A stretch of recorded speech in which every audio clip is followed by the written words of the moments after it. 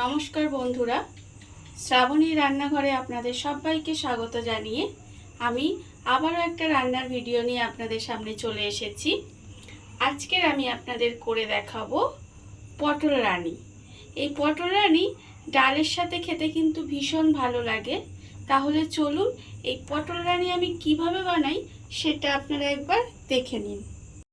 পটল রানি বানানোর জন্য এখানে আমি পটল নিয়ে নিয়েছি, আর পটলটা কিন্তু এখানে খোসাটা ছাড়িয়ে এইরকম লম্বা লম্বা করে কেটে রেখেছি। এটা যদি একটু বড় সাইজের পটল হয় তাহলে কিন্তু এটা দেখতে ভালো লাগবে। এবারে পটলটায় আমি প্রথমে দিয়ে দেব নুন,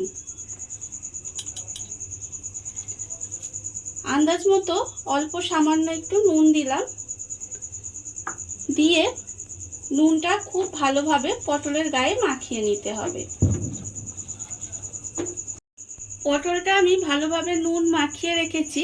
এবারে পটলটাকে আমি সরিয়ে রেখে দেব। এবারে আমি একটা বাটি নিয়ে নিয়েছি।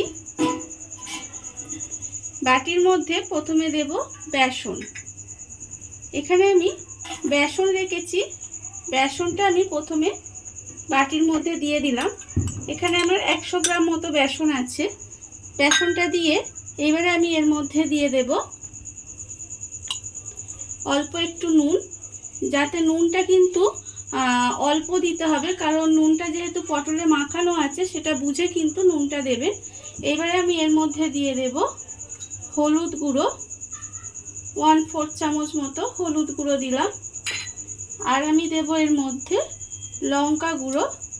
লঙ্কা গুঁড়ো আপনারা যতটা ঝাল খাবেন ততটা কিন্তু লঙ্কা গুঁড়ো দেবেন। এইবারে আমি এর মধ্যে দেব অল্প একটু হিং। হিংটা কিন্তু আপনারা যদি হিংয়ের ফ্লেভারটা পছন্দ করেন তাহলে দেবেন, আর যদি মনে করেন যে হিংয়ের ফ্লেভারটা আপনাদের ভালো লাগে না তাহলে কিন্তু হিংটা না দিলেও হবে। খুব অল্প সামান্য একটু হিং দিলাম। এবারে এটাকে খুব ভালোভাবে একটু মিশিয়ে নেব। সমস্ত উপকরণ আমি খুব ভালোভাবে মিশিয়ে নিয়েছি। এবারে আমি এর মধ্যে দিয়ে দেব একদম 1 চিমটি পরিমাণে খাবার সোডা। অল্প একটু খাবার সোডা দিলাম, দিয়ে আবারও কিন্তু খুব ভালোভাবে মিশিয়ে নিতে হবে। খাবার সোডাটা দিয়ে খুব ভালোভাবে মিশিয়ে নিয়েছি। এইবারে আমি এর মধ্যে দিয়ে দেব জল। এখানে আমি নর্মাল টেম্পারেচারের জল দেব, অল্প অল্প জল দেব। দিয়ে ব্যাটারটা কিন্তু রেডি করে নিতে হবে। খুব বেশি জল একসঙ্গে দেওয়া যাবে না, অল্প অল্প করে দেব। দিয়ে একটা ব্যাটার তৈরি করে নিতে হবে। অল্প অল্প জল দিয়ে ব্যাটারটা আমি তৈরি করে নিয়েছি। ব্যাটারটা দেখুন ঠিক এরকম হয়েছে। এবারে এটাকে আমি ঢাকা দিয়ে 10 মিনিট মতো রেখে দেব। ব্যাটারটা আমি এখানে 10 মিনিট মতো রেস্টে রেখে দিয়েছিলাম। আর অন্যদিকে গ্যাসটা অন করে কড়া বসিয়ে দিয়েছি। এইবারে আমি কড়ার মধ্যে দিয়ে দেব সর্ষের তেল। এখানে রান্নাটা আমি সর্ষের তেলে করছি, আপনারা চাইলে কিন্তু এটা সাদা তেলেও করতে পারেন। এবারে তেলটা দিয়ে তেলটাকে আমাকে একটু গরম হতে দিতে হবে।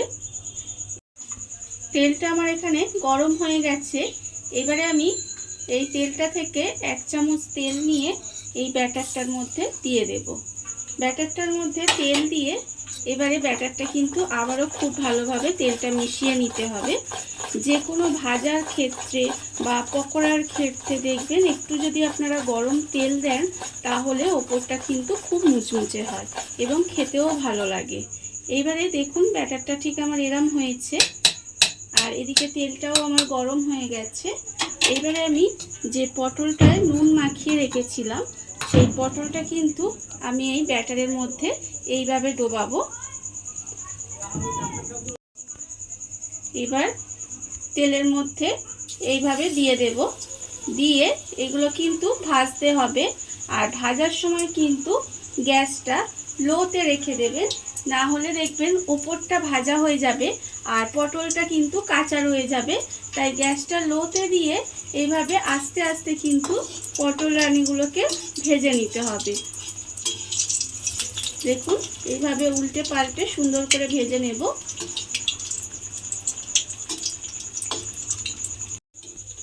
পটল রানিটা আমার এখানে লাল করে ভাজা হয়ে গেছে। এইবারে আমি এটাকে তুলে নেব।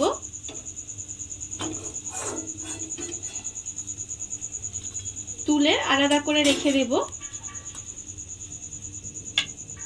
আর আবারও কিন্তু আমি এই ব্যাটারটার মধ্যে পটল দিয়ে এইভাবে ব্যাটারটা মাখিয়ে তেলের মধ্যে দিয়ে দেব।